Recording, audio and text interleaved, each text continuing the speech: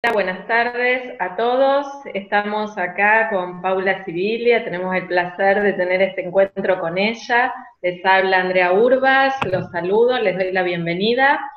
Estamos trabajando en el marco de la diplomatura Educar para la Cultura Digital, que organizamos junto a Aula Abierta, la Universidad de Villa María de Córdoba y chicos.net.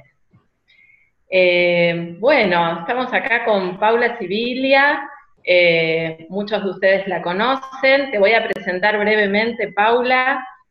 Paula es ensayista e investigadora argentina, pero reside en Río de Janeiro, donde trabaja. Se dedica al estudio de temas culturales contemporáneos bajo la perspectiva genealógica, contemplando particularmente las relaciones entre cuerpos, subjetividades, tecnologías y manifestaciones mediáticas o artísticas.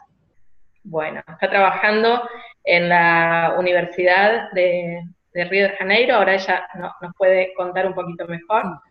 Y bueno, y la presentación tiene que ver con esta diplomatura que trata sobre educar en la cultura digital, como en esta cursada los temas que abordamos son cómo las prácticas educativas tienen que cambiar al compás de los cambios tecnológicos y las nuevas subjetividades, ¿no?, que traen aparejadas los cambios en el contexto, y hablamos de nuevas infancias, de nuevos niños y niñas, ¿no?, y así como adultos, pero vamos a concentrarnos en las infancias, especialmente, y en los adolescentes. Y bueno, la idea es conversar con Paula, con vos, sobre cuál es tu mirada de lo que significa esto, educar para una cultura digital, los cambios que se nos imponen, ¿no es cierto?, para poder acompañar estas prácticas educativas, y los retos frente a estas nuevas infancias, que tienen tan naturalizada el hecho de la comunicación a través de los medios digitales desde edades cada vez más precoces, ¿no? Y eso, bueno, es una preocupación constante tanto para las familias, para los padres, como para los docentes, que son quienes están al frente de aulas con chicos que cambian permanentemente. Y bueno, y las brechas digitales y generacionales que tenemos también, digamos, hace que haya diferentes acercamientos, ¿no es cierto?, a estas tecnologías, y nosotros, para poder acompañarlos, tenemos que entender mejor estos procesos. Sí. Bueno, Paula, bienvenida. Hola, ¿qué tal? Muchas gracias. Te damos la palabra entonces, a ver si nos iluminás sobre estos temas. Dale. Sí, lo de iluminar viene al caso porque, bueno, estoy en Río de Janeiro, como Andrea les contó, trabajo en la Universidad Federal Federal Fluminense, que queda en Río de Janeiro, y acá ya es de noche, está muy oscuro, no tenemos mucha luz, pero bueno, tiene mi biblioteca ahí atrás para iluminarme un poquito. Perfecto. Sí, la idea es contar qué significa educar hoy, ¿no?, en la cultura digital. Yo diría que no tengo una respuesta, ¿no? Lo que tengo es más preguntas, o por lo menos algunas pistas para mejorar esa pregunta y para que tratemos de entenderla mejor y a partir de ahí encontrar respuestas. ¿Qué significa educar en la cultura digital? Yo creo que cuanto más voces o más diversas voces de distintos ámbitos convoquemos para tratar de responder esa pregunta, es mejor. También de distintas edades, de distintos países, procedencias, cada uno con su experiencia, porque lo que yo veo como algo muy claro por ahora es que la cultura digital, esta cultura digital tan nuestra, ¿no?, en la cual estamos inmersos desde hace por lo menos 2 décadas de una forma más intensa, se diferencia bastante y cada vez más de otra cultura, ¿no?, que es la cultura de lo impreso, ¿no?, la cultura de lo impreso, y que es una cultura totalmente asociada a la escuela, ¿no?, la cultura de la escuela. Y en ese sentido lo que podemos ver como diferencias entre la cultura nuestra más actual, la cultura digital, y la cultura del libro impreso, de la escuela, es que las tecnologías cambiaron, ¿no? Eso es evidente, las tecnologías han cambiado. Nos hemos acostumbrado en poquísimo tiempo a usar tecnologías muy distintas a aquellas tecnologías que nos enseñaron a usar en la escuela, ¿no?, y que todavía la escuela enseña a usar y que todavía la escuela usa. Con esto me refiero no solo, con esta, bueno, la tecnología aquí interrumpiéndonos. el teléfono, perdonen ustedes. No te preocupes. Sí, Bueno, una cosita que voy a... es el Una teléfono cosita, fijo que justamente nunca suena, ¿no? Estas cosas que pasan.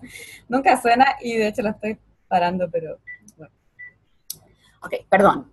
Entonces, lo que les decía es que si observamos estas dos culturas cada vez más diferentes, la cultura nuestra actual, la cultura digital, y la cultura de la escuela del libro impreso, lo primero que salta a la vista es las tecnologías, ¿no? Son tecnologías distintas. La escuela, el símbolo de la escuela es el libro impreso, ¿no? El libro de texto, el libro escolar, y también los libros, las novelas, los libros de historia, en fin, y los ensayos, etcétera, pero también el pizarrón, la tiza, los asientos, los pupitres, mirando al profesor, todos en hilera, la cuestión del patio, el patio del recreo, las salas de aula, todo eso forma un dispositivo que no deja de ser una tecnología, ¿no? Una tecnología escolar. Y en ese sentido las paredes también son fundamentales, ¿no? Las paredes que separan un aula de la otra, el aula del recreo, la escuela de la calle, ¿no? Son paredes que recortan tiempo y espacio. Todo eso se puede pensar como tecnología, ¿no? También, a pesar de que nosotros cuando hablamos de tecnología, pensamos sobre todo en estos aparatitos, ¿no? El celular inteligente, más que nada, el smartphone, pero también la computadora en la cual estamos usando ahora, ¿no? Para conectarnos, para hablar, y internet, en fin, todas las tecnologías digitales. Bueno, todo ese arsenal digital que se fue desarrollando en las últimas décadas, pero con una intensificación enorme en el siglo XXI, de alguna manera está como en conflicto con las tecnologías escolares. O sea, las tecnologías escolares, estas que dije antes, que son analógicas, las del libro impreso, la tiza, el pizarrón, las paredes, proponían una forma de relacionarse con el tiempo y el espacio, una forma de relacionarse consigo mismo, con los demás y con el mundo, que es bastante distinta a la forma que proponen estas nuevas tecnologías, las digitales. Por eso destaqué las paredes como un elemento fundamental de la escuela y de la lógica escolar, de la cultura impresa, porque en el caso de estas tecnologías más nuestras, con las cuales nos hemos compatibilizado en el último tiempo, de una forma tan eficaz, tan ágil, podrían estar simbolizadas por la red, ¿no? La red es lo que lo que tienen todas ellas en común. La red que nos conecta con mucha gente al mismo tiempo y en todo momento, en cualquier lugar, ¿no? O sea, no hay límites para las redes, ¿no? Las paredes no representan ya ningún límite, las atraviesan tranquilamente. Entonces hay un conflicto entre la cultura del libro impreso y de las paredes, ¿no? Que la escuela encarna, ¿no? Encarnó desde el principio, desde que se inventó, ¿no? Hasta toda su implementación en el siglo XIX y buena parte del XX, y el XX todo, ¿no? en completo en realidad, porque la escuela todavía está allí, ¿no? Y todavía está muy viva a pesar de la crisis. Pero las tecnologías digitales que se desarrollaron con tanta intensidad en las últimas décadas vienen como a ejercer una tensión, ¿no? Una tensión y un conflicto con la lógica de las paredes y ese mundo del libro impreso, de la tiza, el pizarrón. En ese sentido, cuando vos preguntás qué significa educar en la cultura digital, yo te decía que no tengo respuestas, lo que tengo es preguntas. Es decir, la pregunta sería, ¿cómo hacemos para educar cuando educar se asocia para nosotros de forma tan inmediata a la escuela, ¿no? A la educación formal moderna, que evidentemente no es la única forma de educar, sobre todo si pensamos de aprender y de enseñar, ¿no? No es la única, la escuela, pero en nuestro modo de vida occidental moderno es un símbolo absoluto, ¿no? De la enseñanza, del aprendizaje, de la educación. Sin embargo, todas esas tecnologías de las redes, ¿no? Parece que conspiran contra esa lógica de las paredes, de la tiza, del pizarrón, del tiempo y el espacio cuadriculados, ¿no? Recortados por el reglamento, que dice que empieza a las 7 y se termina a las 5, que cada clase tiene 40 minutos y después hay un recreo. Todo eso tiene que ver con la lógica de las paredes, ¿entendés? Porque las paredes no solamente recortan el espacio, o sea, la sala de aula en la cual entran 20, 30, 40 chicos, y el profesor o la profesora, y entonces recortan el espacio, pero también recortan el tiempo, ¿no? La cosa empieza a las 10, termina a las 11. Y en cambio las redes ignoran todas esas divisiones, ¿no? Tanto de tiempo como de espacio. Las redes que usamos todo el tiempo funcionan de noche y de día, que eso es uno de los dramas que tenemos, ¿no? O sea, mientras dormimos, nos despertamos en medio de la noche y lo primero que hacemos muchos de nosotros es conectarnos para ver si pasó algo que nos perdimos durante la noche, ¿no? O sea, y la escuela no, la escuela funcionaba en un horario determinado, funciona todavía. En cambio, las redes funcionan todo el tiempo, están allí todo el tiempo, y si no estamos conectados mirando o compartiendo algo, o mucho de lo que hay ahí, sentimos que estamos perdiéndonos cosas que siguen pasando, ¿no? Mientras nosotros no estamos conectados. En cambio, en la escuela no, sabíamos que íbamos ese día y si estábamos presentes, veíamos todo lo que pasaba, ¿no? Y cuando nos íbamos a casa, sentíamos que ya habíamos hecho todo lo que había que hacer hasta el día siguiente. Todo eso implica usos del tiempo y el espacio muy, muy, muy distintos. Yo creo que eso es una diferencia fundamental entre estas dos culturas, ¿no? Culturas de la escuela, el libro impreso, siglo XIX y XX, sociedad moderna, occidental, y por un lado eso, y por otro lado la cultura nuestra, que es esta tan nueva y que aunque sea ya tan nuestra, nos cuesta entender exactamente qué es lo que está pasando, ¿no? Entonces, lo primero que vemos es el conflicto. Me parece que eso es evidente para todos y todas, ¿no? O sea, el hecho de que hay problemas, ¿no? O sea, nuestros cuerpos, nuestros modos de ser, nuestras vidas ya están muy sintonizadas con ese modo de funcionamiento en red, ¿no? Que usa el tiempo y el espacio de formas muy distintas a como proponía todavía la escuela. Pero sin embargo, los chicos sobre todo, ¿no? Tienen que ir a la escuela todos los días, ¿no? Y pasar en la escuela buena parte del día, eso durante años, ¿no? Escuela primaria, secundaria, ya, bueno, con todas las terminologías actualizadas y dependiendo de cada país tienen otros nombres, pero bueno, el sistema escolar, ¿no? Que empieza desde cuando los chicos son muy chiquitos, ¿no? Y en algún punto podríamos decir hoy que idealmente no termina nunca, ¿no? Porque está la escuela básica, ¿no? De los niños chiquitos, después la de los adolescentes, y después la universidad, o hay también maestrías, posgrados, en fin, doctorados, y además, aunque uno no haga institución formal, ¿no? A veces hay, como este caso de enseñanza online, ¿no? Que es algo nuevo también, pero cada vez más extendido y más lógicamente extendido, ¿no? Porque combina mucho con nuestro modo de vida la posibilidad de estudiar o aprender algo sin tener que ir a una sala de aula, ¿no? A una escuela y estar todos en un horario, en fin. Hay toda una serie de características de nuestros modos de vida actuales, contemporáneos, que nos llevan a funcionar de ese modo, como propone la red, ¿no? Sin recortes rígidos de tiempo y espacio, sin horarios tan rígidos que uno pueda, si se perdió algo que pasaba, por ejemplo, esta charla, que empezó a las 6 de la tarde del día 12 de abril, probablemente la voy a poder escuchar después, ¿no es así? Porque va a estar en internet, y cada vez se pide más eso, o sea, me lo perdí porque, bueno, tenía otra cosa para hacer, o porque no quería, o porque, bueno, en fin, puedo optar también, ¿no? No es como con la lógica escolar más anticuada, que, bueno, es así, empieza a las 7 y si no estás tenés media falta, si llegas a las 7:30, ¿no? Tenés media falta, si no tenés falta del todo. O sea, nosotros aprendimos con toda esta flexibilidad de la vida contemporánea a funcionar de ese modo, ¿no? Mucho más, menos rígido en el sentido de tiempo y espacio, ¿no? 24 horas, todo está disponible, incluso pensemos para comprar, para salir de la lógica estrictamente escolar. Pensemos en el comercio, ¿no? En las tiendas para comprar y vender cosas. Antes, si uno quería comprar algo, tenía, bueno, y me acordaba a las 3 de la mañana, bueno, está todo cerrado, o un domingo, ¿no? O sea, ahora no solamente tenemos a nuestra disposición lugares para comprar y vender cosas todo el tiempo, en cualquier horario, sino que además tenemos un estímulo creciente a hacerlo, ¿no? A hacer ese tipo de cosas.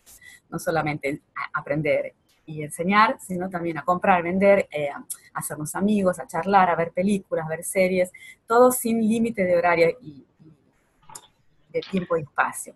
Lo de las series es otro ejemplo, ¿no? Antes tenías el horario cuando empezaba una película y terminaba en la tele, y si te la perdías, ¿no? La veíamos también de principio a final. Ahora tenemos esas series que están todo el tiempo disponibles para nosotros en cualquier horario, en cualquier momento, ¿no? En cualquier lugar. Paula, a ver, te voy a interrumpir un poquito. Claro.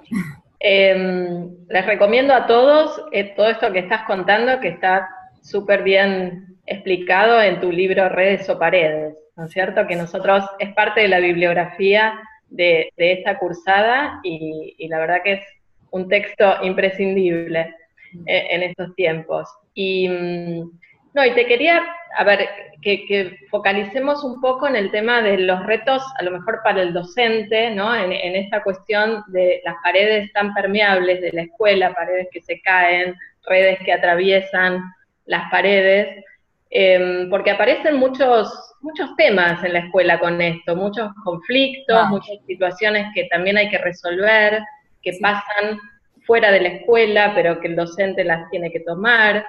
Eh, ¿Cómo trabajamos con este tipo de cosas? O sea, ya, digamos, es un imperativo que no es que pasan cosas afuera y cosas adentro, ¿no es cierto? Que tenemos que tomar esto y poder también, bueno, educar en este sentido y trabajar con los chicos Eso. y la crisis de la escuela secundaria también, ¿no? Que me parece que es como un tema aparte y ahí es mucho más profundo el Sí, tema de la crisis de la escuela. sí, sí.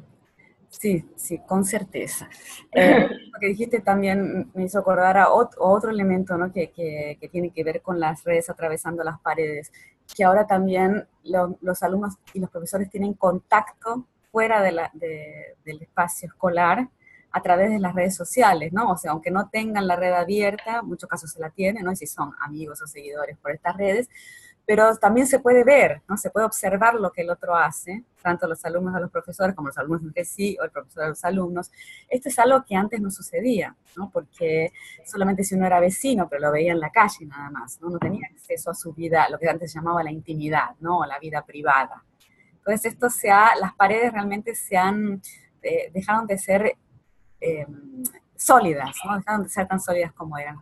Tanto lo que pasa fuera en la calle como en las casas también aparece en la sala de aula, ¿no? En la escuela, y también hay que enfrentar esto, ¿no? O sea, aparecen temas que antes no competían a la escuela, ¿no? Temas que antes se consideraba que eran íntimos o privados, ¿no? Y que por lo tanto no eran asunto escolar, ¿no? En la escuela se enseñaba geografía, historia, matemática, lengua y listo. Y el resto era para los recreos entre los chicos, ¿no? Había algo mucho más de separaciones mucho más claras, ¿no? Y la pregunta que vos me hacés es muy difícil de responder porque es algo que nadie nos enseñó, ¿no? Nadie nos podía haber enseñado porque nadie se imaginó que esto iba a pasar. Y de repente situación, ¿no? Entonces, ¿y qué hacemos, no?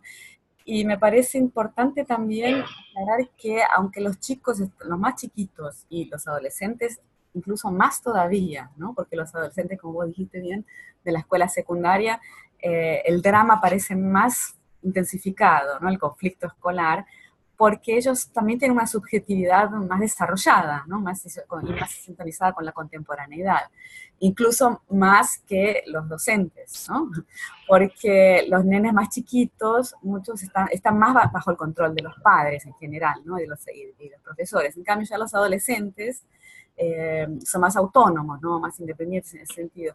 Y están funcionando de forma mucho más clara, ¿no? Más claramente y más ágil dentro de esta lógica de la cultura digital. Por lo tanto, para ellos les resulta más violento todavía o más incomprensible, ¿no? Y tienen menos paciencia, digamos así, ¿no? Para meterse en la lógica escolar y del libre impreso y encontrarle sentido a eso. Yo creo que el problema más grave es este, ¿no? Bueno, ¿por qué lo voy a hacer?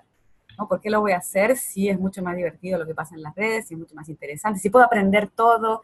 Bueno, claro que en todo esto hay falacias, ¿no? O sea, ¿qué significa aprender? Tal vez mejor que qué significa educar, la pregunta, ¿no? Más refinada sería qué significa aprender, ¿no? Porque educar es una palabra que está muy relacionada con la escuela, ¿no? Con la educación formal.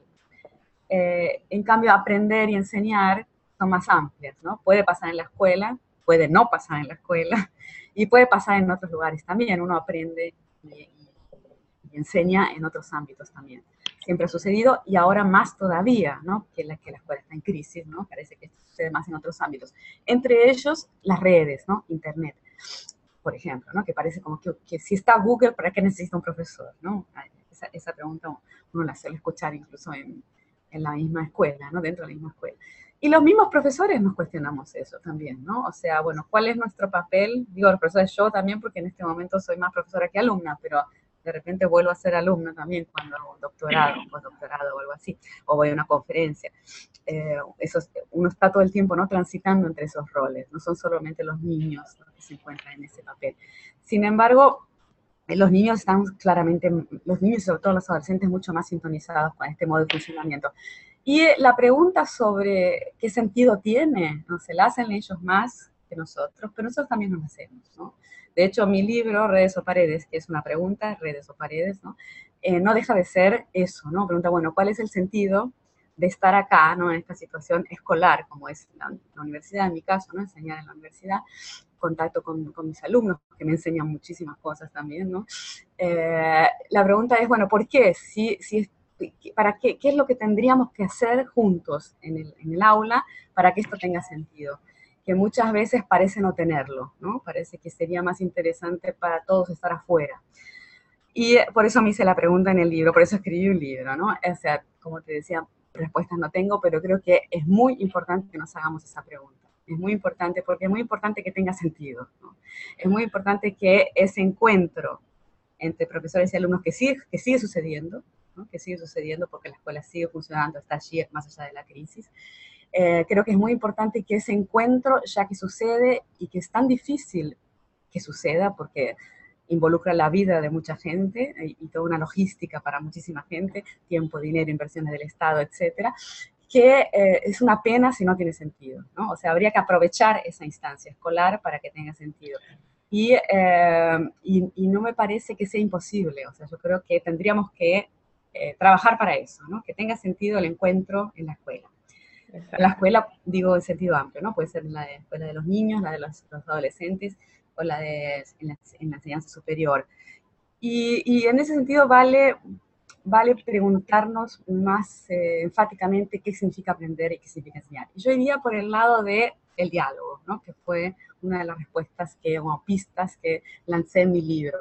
O sea, que se pueda dar un diálogo, ¿no? Entre profesores y alumnos y entre los alumnos entre sí, ¿no? Un diálogo conjunto entre esas personas que se reúnen, ¿no? En las aulas y que en ese diálogo se pueda producir un aprendizaje.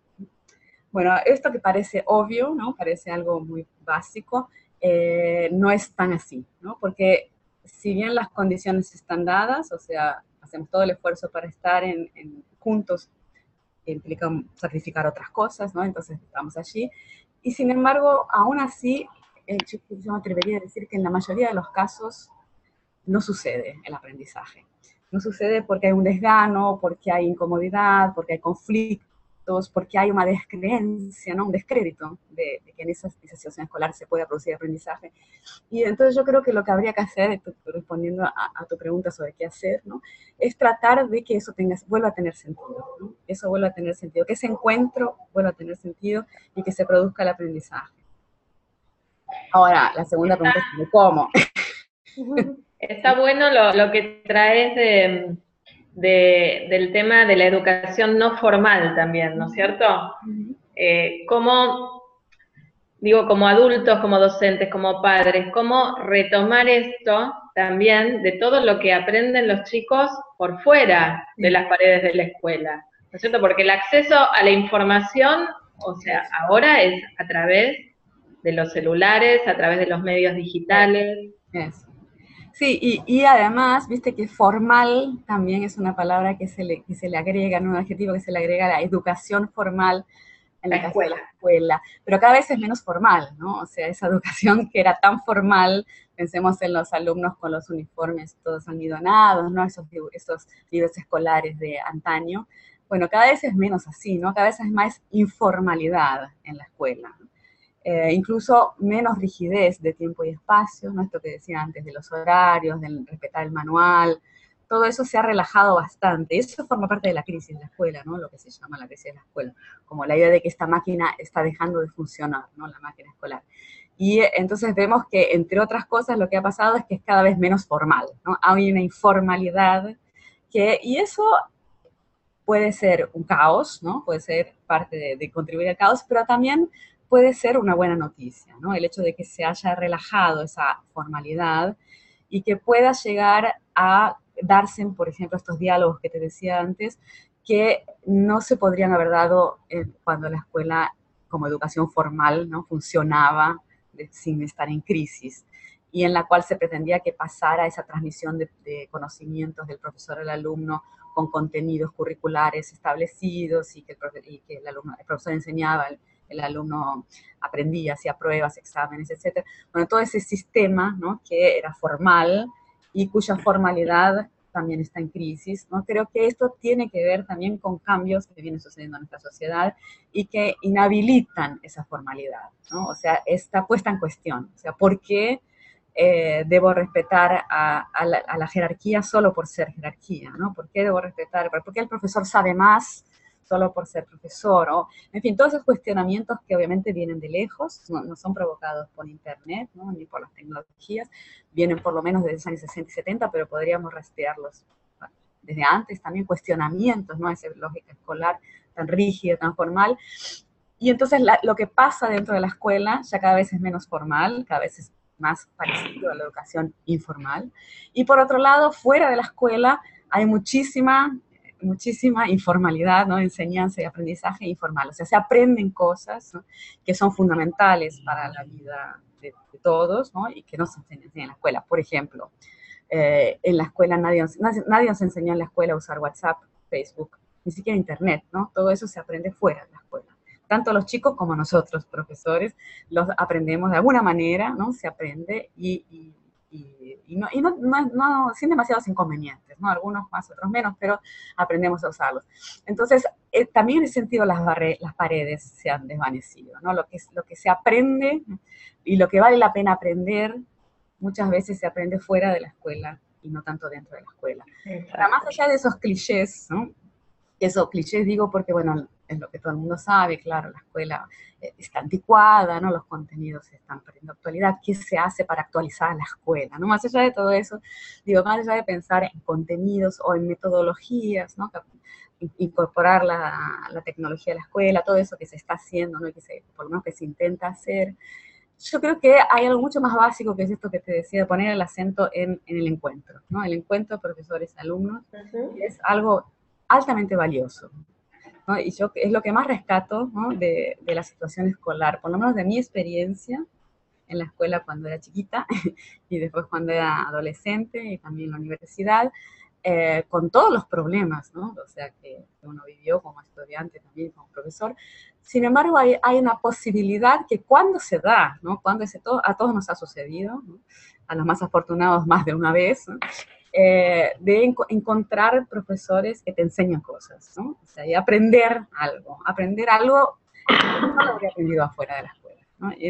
Como por ejemplo, no sé, una profesora de biología o un profesor de filosofía, digo, mezclando géneros, no me refiero a que tiene que ser a profesora o el profesor, pero alguien que te enseñó algo, ¿no?, y que cuando uno piensa ahora en la escuela, ¿no?, siendo ya adulto, dice, aprendí eso, ¿no? Aprendí algo. Bueno, yo creo que hay cosas que solamente se aprenden si alguien te las enseña, ¿no? O sea, se aprenden en esa situación de contacto con alguien.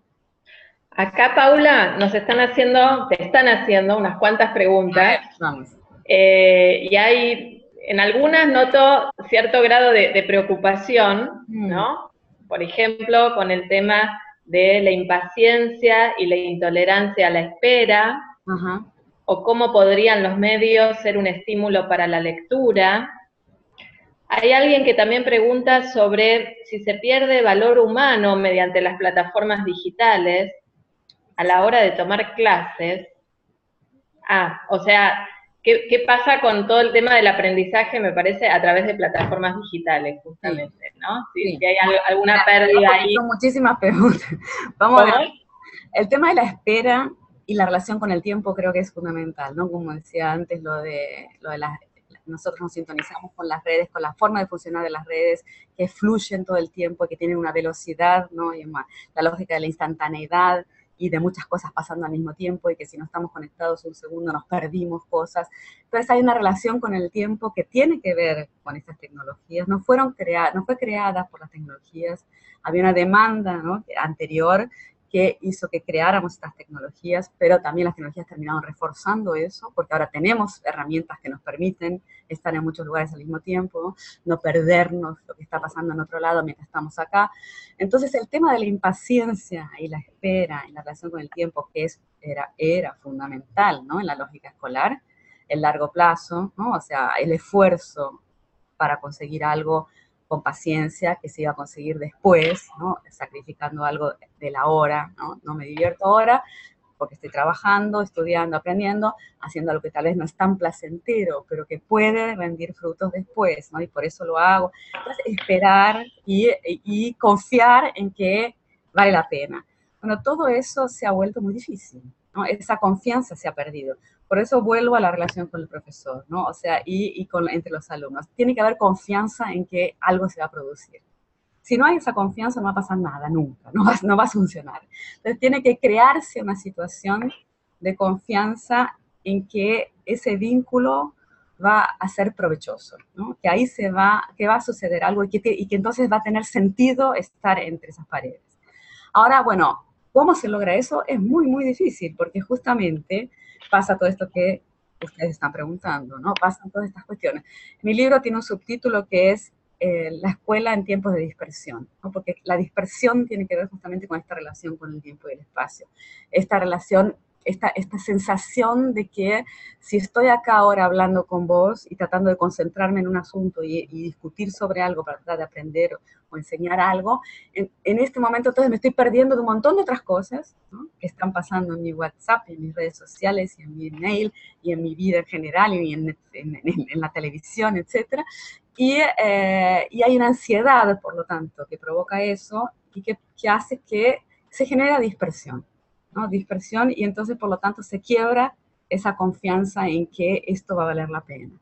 Bueno, y para que eso, intentar que eso no suceda es muy difícil, ¿no? Pero yo creo que lo que tendríamos que hacer es esforzarnos por crear una situación en la cual esto tenga sentido, que se apueste a eso. Bueno, vamos a encontrarnos, estamos acá, vamos a hacer que esto tenga sentido, vamos a hacer algo interesante para nuestras vidas, ¿no? Vamos a aprender cosas. No hay nada más interesante que aprender algo, no hay nada más enriquecedor que aprender. Por lo tanto, ahí partimos de una base maravillosa, o sea, partimos de la base de que estamos juntos para aprender, ¿no? Y eso es muy valioso. Ahora, nos juega en contra muchísimos otros factores, ¿no? Que tienen que ver con todo este bombardeo de posibilidades prometidas, ¿no? De que si no está, en vez de estar acá escuchando y apostando a este aprendizaje que tal vez va a suceder, podría estar en otro lado haciendo esto, o incluso aquí mismo conectado a Facebook. Pero esto es muy ilusorio, ¿no? Porque no es que Facebook sea tan divertido, ¿no? No es que WhatsApp sea tan interesante. Probablemente somos capaces de generar en la sala de aula un encuentro que sea más interesante que WhatsApp o Facebook, por lo menos en algunas ocasiones. Pero hay como una especie de tic, ¿no? Que lleva a conectarse y a desconectarse con lo que está pasando en este momento, ¿no? Como si hubiéramos perdido la capacidad de concentrarnos, ¿no? De concentrarnos en el aquí y ahora. Eso es algo que la escuela se propuso a reforzar, ¿no? La escuela era una máquina de producir concentración. Y cuando entra en crisis, ¿no? Uno de los factores fundamentales de esa crisis es que se pierde la confianza en que eso vale la pena, aunque vale la pena concentrarse para aprender algo juntos, ¿no? Entonces, yo creo que lo que tendríamos que tratar de generar, ¿no? Es eso, la confianza para que la concentración y el pensamiento tengan sentido. En vez de, en mi opinión, ¿no? Por lo menos por lo que vengo pensando, discutiendo desde que escribí ese libro, que ya hace varios años, en 2012, desde entonces tuve ocasión de conversar con muchos agentes escolares, ¿no? Tanto en Brasil como en Argentina y en otros países.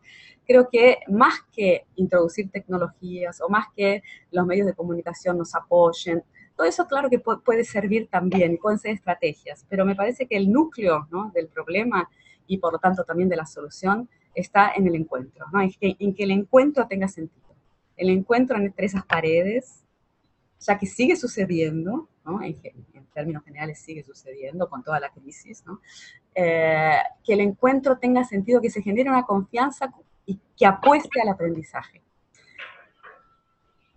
Ese sería un posible inicio de respuesta. Pero había otras preguntas. Perfecto. Me quedé con sí, son muy agudas las preguntas, muy que van a puntos muy importantes. Por ejemplo, ¿qué estrategias directamente, no nos preguntan, se sugieren, podrían propiciar ese encuentro más significativo?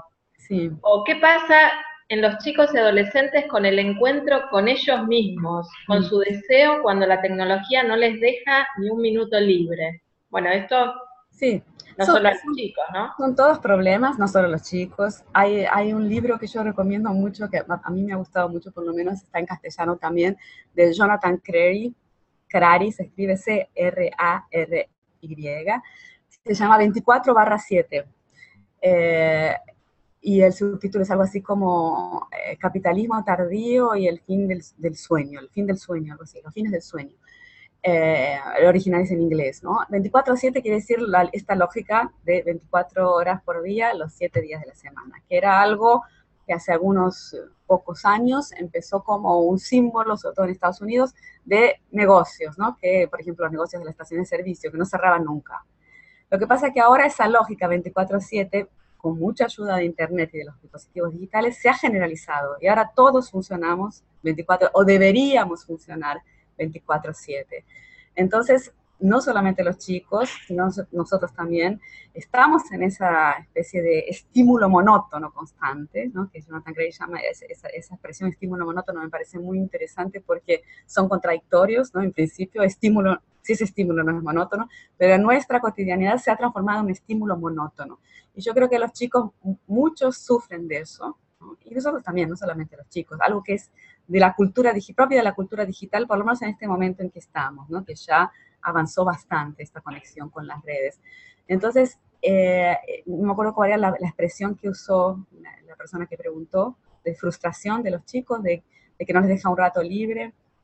Sí, en el encuentro con ellos mismos, ¿qué les pasa con su Eso, deseo cuando eso. la tecnología no les deja ningún minuto libre? Eso. Yo creo que todo esto, viste, que gira en torno de lo mismo que está, por lo menos yo tengo esa obsesión, ¿no? O es algo Sí, que veo que está sucediendo de una forma bastante evidente, ¿no? O sea, es algo que yo converso mucho con mis alumnos que son adolescentes también, ¿no? 18 años, hasta 20 años de la universidad, que están obviamente súper conectados, como todos nosotros prácticamente, pero cuando yo les presento estos problemas y les pregunto, bueno, ¿cómo es así? O sea, ¿ustedes están satisfechos con esto de estar conectados todo el tiempo? ¿Qué es más interesante que la lógica escolar? Parecería evidente, ¿no? Porque hay una especie de dispersión o desconexión con la situación escolar, pero esto se junta con lo de las estrategias, son estrategias que yo uso, o sea, no tengo estrategias como recetas, como es un desafío tanto para ellos como para nosotros, ¿no? Lo pongo sobre la mesa, digamos así, ¿no? Pongo sobre la mesa y digo, bueno, ¿qué pasa? ¿Qué pasa con la conexión? O sea, ustedes están contentos con esta vida así, 24 horas, y ellos mismos empiezan a contar sus experiencias, ¿no? De que, claro, que no quisieran vivir sin el celular y sin las redes sociales, es importantísimo para la vida de ellos, como para la vida de todos nosotros, ¿no? O sea, hacemos cada vez más cosas, somos cada vez más dependientes de estos aparatos para muchas cosas. Sin embargo, en algún punto se tornó demasiado, ¿no? Hay como un exceso y un cansancio, porque exacto. no podemos, se hizo difícil cortar, ¿no? Se hizo difícil interrumpir ese flujo, para eso que la persona que preguntó decía, ¿no? El encuentro con uno mismo, y parar un poquito para pensar, ¿no? Parar un poquito, cortar el flujo constante para tratar de situarse en el aquí y ahora, ¿no? Eso es algo que antes estaba dado, el aquí y ahora era lo que sucedía, ¿no? El aquí y ahora físicos. Ahora no está tan claro, porque estamos en el aquí y ahora, pero estamos todo el tiempo también en otros lados. Y eso, además de ser una maravilla, que eso es obvio, ¿no? Que nos transporta a millones de muchas posibilidades existenciales que antes no teníamos, pero al mismo tiempo, el lado B, ¿no? Es que trae muchísima frustración, nuevas formas de sufrimiento. Una de ellas es esta, de un mareo, ¿no? De no poder parar y contarse la propia historia, ¿no? O sea, no tenemos tiempo para contarnos la propia historia, tipo, ¿qué me pasa? ¿Quién soy? ¿Qué quiero? ¿No? Entonces, tal vez ahí viene la otra estrategia posible, que tiene que ver con todo esto que hablaba antes. O sea, el hecho de que las paredes de la escuela todavía existan, ¿no? Y que estos encuentros sucedan, porque todos los días o una vez por semana nos encontramos, ¿no? En un lugar físico cerrado, con llave, con puerta que se cierra y se ventanas, etcétera. Entonces, aprovechar esa instancia tan rara, rarísima, ¿no? En el mundo contemporáneo, que nos llama a desconectarnos de las redes, por ejemplo, aunque no esté tan claro, está menos claro de eso.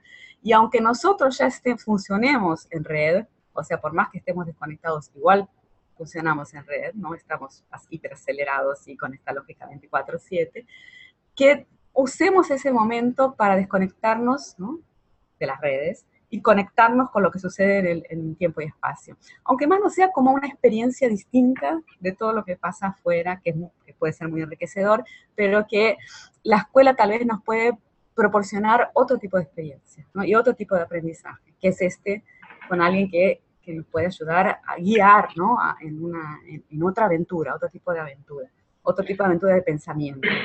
O sea que la escuela tiene como doble función en esto de incorporar las tecnologías y también a lo mejor poder encontrar, hacer encontrar, ¿no?, a los chicos estos momentos también de estar desconectados, ¿no? Vos sabés que a fin de año hicimos un evento donde estuvo invitado Cristóbal Cobo y él hablaba de una nueva habilidad digital, esta de poder desconectarse, Es ¿no? un lujo, es un lujo. Por eso decía lo de la frustración y el cansancio, porque es como que te abruma, ¿no? Llega un momento que te abruma, y aparte porque nunca logramos estar conectados con todo lo que quisiéramos estar conectados. Entonces, la frustración es grande. Tiempo conectados también estamos siempre en deuda con cada vez más cosas. No podemos ver todas las películas que quisiéramos, no podemos conectarnos con toda la gente que quisiéramos, etc. Entonces, yo compararía la escuela, ¿sabes? Últimamente me resulta interesante esa comparación con otra institución moderna, ¿no? Porque la escuela es una institución moderna por excelencia, ¿no? Moderna quiere decir este proyecto de mundo del siglo XIX y XX, las democracias occidentales, ¿no?, estados nacionales, con un sistema económico capitalista, ¿no? Crea la escuela para educar a los ciudadanos de los estados nacionales, ¿no? Y es una institución moderna, por lo tanto, bien claramente. Pero hay otras instituciones modernas comparables, o sea, que funcionaron en paralelo con a la escuela, como el hospital, las fábricas, ¿no?, la cárcel, y todas estas instituciones cerradas, ¿no?, modernas y administradas por un Estado, tiene una serie de poderes oficiales. Pero otras instituciones modernas, también por excelencia, son, por ejemplo, el cine, el museo, ¿no?, el teatro, por lo menos como nosotros lo conocemos, ¿no? Y todas ellas son cerradas, ¿no?, tienen sus paredes también, y se dedican de alguna manera a algo comparable a lo que pasa en la escuela, ¿no? Pensar mirar una película o ver una obra de teatro o ir a un museo, ¿no?, pasar por las salas del museo, ver obras de arte. Son propuestas comparables, ¿no? ¿Se entiende? Son instituciones modernas, ¿no?, creadas en este proyecto del mundo de los ciudadanos. Y últimamente lo que me ha pasado es en la experiencia de ir al cine, ¿no?, cuando logramos hacer cosas de ese tipo, vas al cine y en el cine esto que yo propongo para la escuela todavía sucede, ¿no? O sea, yo creo que es la única institución moderna que todavía sobrevive, en la cual desconectarse de las redes hay un cierto consenso de qué es lo que hay que hacer, que está bien, ¿no? O sea, viene primero ese anuncio, ¿no?, que dice, bueno, desconecten los celulares, por favor, y ahí todo el mundo desconecta, pero de repente, ¿no?, a los 10 minutos o media hora uno empieza a ver lucecitas, ¿no?, o sonidos de celulares, y a uno mismo también, si no está demasiado entusiasmante la película, la agarra como ganas, ¿no?, de ver y a ver qué pasó, o bueno, piensa que tiene algo importante y quiere ver si en el WhatsApp pasó algo y lo hace disimuladamente, pero sabemos que está mal, ¿no? En el cine sabemos que no hay que hacerlo. En ninguna de las otras instituciones esto sucede, ¿no? En todas las otras están cuestiones. En la escuela, por ejemplo, no se sabe si hay que hacerlo o no hay que hacerlo, ¿no? O sea, parece como que está claro que hay conflicto entre las paredes y las redes, pero hay una tentativa, ¿no?, de actualizar la escuela, incorporando de alguna manera, ¿no?, con función pedagógica las redes, los celulares, etc. Pero cuando los celulares o internet se usan de modo no pedagógico, digamos así, ¿no?, como sucede en el cine, o sea, se usan para conectarme a Facebook o para hablar con alguien o para mandarnos mensajitos entre nosotros, ¿no?, criticando al profesor, no hagan esto, no repitan esto en sus casas, pero obviamente todo esto sucede, lo sabemos, ¿no? Hay todo una circulación, ¿no?, de mensajes cuando se permite el uso de Internet en las salas de aula, que excede a lo que está al diálogo profesores-alumnos y oficial, ¿no? En cambio, en el cine todavía se sigue considerando que no hay que hacerlo. Entonces, mi propuesta tal vez iría por ese lado. No digo que todo el tiempo de la escuela, claro, son todos los días de la semana durante muchos años y varias horas por día. pero tal vez hacer ese ejercicio. Bueno, durante un tiempo no nos conectamos y tratamos de concentrarnos en lo que está pasando acá. Claro que lo que está pasando acá tiene que ser interesante, ¿no? Como la película del cine. Tiene que ser interesante y tenemos que cumplir esa promesa, ¿no? Exacto. Porque si no la confianza no se gana. Justamente no hay una ley que dice tiene que respetarme, tiene que escucharme porque soy profesor y tiene que aprender. Eso ya no funciona más. Entonces lo que hay que hacer es suscitar una confianza, un pacto, ¿no? Un pacto temporario por ese momento, ¿no? Ahora, bueno, vamos a tratar de aprender ahora juntos, ¿no?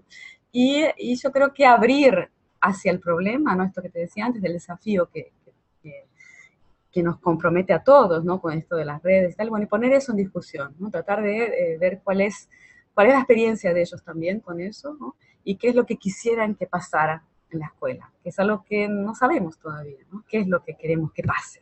Es algo que tiene que ser repensado, esto de educar en la cultura digital, ¿no? Exacto. Bueno, tenemos en este momento, Paula, de 300 personas que están escuchando esta Hola. charla, esta conferencia tuya, así que somos muchos, hay muchas preguntas que después te las vamos a mandar para que por lo menos también vos las analices Claro, gracias. y podamos responder algunas.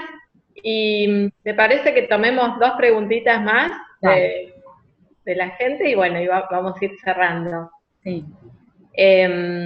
No, acá un comentario de lo que vos venís diciendo en esa línea. Cecilia nos dice que cree que debemos comenzar por involucrarnos como docentes en las nuevas tecnologías para poder comunicarnos y hablar el mismo idioma de los jóvenes, ¿no? En Pero la eso misma ya estamos, ¿no? ¿Quién no está involucrado con las nuevas tecnologías? Pero tenemos que hablar el mismo idioma que los chicos, que Ah, eso ya es en otra eso cosa. no estamos tan acertados. Eso sí. Por eso te Leonel, decía esto, de poner sobre la mesa el problema, ¿no? Y tratar de encontrarse, ¿no? Tratar de conectarse en ese sentido. tal cual. Leonel, por ejemplo, nos pregunta sobre un tema que siempre trabajamos mucho también nosotros en los talleres, que es de qué manera podemos trabajar con los adolescentes los conceptos de intimidad, público, privado e identidad en las redes, y esta intimidad donde muchas veces se lo vincula a la espectacularidad. Sí. Todo un tema de las redes sociales. Sí, sí, sin duda. Sin duda, ese es otro tema y ese es otro libro mío. Yo escribí otro libro que se llama La intimidad como espectáculo, ¿no? O sea, es Anterior. una tesis de doctorado que salió publicado en 2008. Y cuando este problema empezaba, este fenómeno, ¿no? De la intimidad expuesta empezaba a surgir con los diarios íntimos, con los blogs, que se decía que eran diarios íntimos publicados en Internet. Y entonces, bueno, es un tema que también me preocupó mucho, ¿no? Que me hizo pensar, porque lo veo, lo sigo viendo porque solo se ha intensificado, se ha acentuado muchísimo, ¿no? Estos últimos años. Lo veo como un síntoma de una transformación muy importante en nuestra sociedad, ¿no? Algo cambió mucho para que la intimidad se haya vuelto algo público, ¿no? Que probablemente no sea intimidad sino otra cosa, ¿no? Pero para eso que antes llamábamos intimidad, que tiene que ver con lo que pasaba dentro de casa, ¿no? Los afectos, la sexualidad, la desnudez, todo eso que preocupa mucho ahora también a los padres y a las escuelas, ¿no? Porque de repente en estos últimos años se ha vuelto público, ¿no? Se vuelve público con fotos, con videos, con chats que son divulgados, ¿no? Chats que supuestamente eran privados, pero que son divulgados en público. Y esto sucede en las escuelas, pero también sucede en la sociedad en general, ¿no? Vemos que eso está sucediendo en todos los ámbitos.